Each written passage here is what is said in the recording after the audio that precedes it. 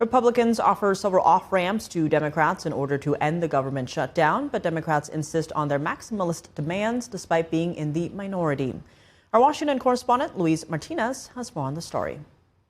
I think talks continue to be productive, and hopefully we can get to a resolution. I think we need to get government back up. We need to make sure that people are getting their benefits so they can continue to eat. We need to make sure that airports are open and air traffic controllers are getting paid. Moderate Democratic senators had shown optimism on a potential deal to end the government shutdown. A vote on a continuing resolution through early next year, a vote on a trio of appropriations bills, and the promise of a vote on the permanent extension of the Affordable Care Act healthcare subsidies. We're ready, we're willing, we're able to sit down with our Republican colleagues anytime, any place, in order to reopen the government, to find a bipartisan path forward.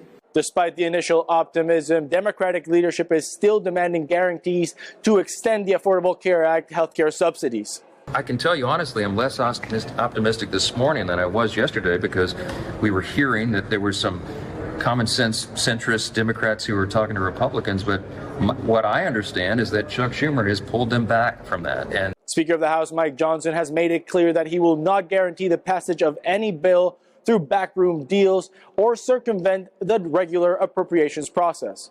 Settling for some kind of vague promise about a vote in the future on some indeterminate bill without any definite inclusion in the law, I think, is a mistake. I'm not promising anybody anything. I'm going to let this process play out. I'll tell you what they wanted. I'll tell you what Schumer and Jeffries wanted. In fact, Chuck Schumer said it publicly and decried that Thune and I would not go in a back room with them and make a four corners agreement on Obamacare subsidies. Democrats have openly argued that the government shutdown is their only leverage to force their policy priorities on Congress. The Democrats will tell you that they're feeling emboldened. They're feeling emboldened because they had a few blue state election results. It does not change the fact that they have walked their party off a cliff with no parachute and no path forward. Republicans have also offered to rehire all federal workers that were laid off during reductions in force during the government shutdown, but Democrats maintain their maximalist demands. Reporting from Washington, D.C., Luis Eduardo Martinez, NTD News.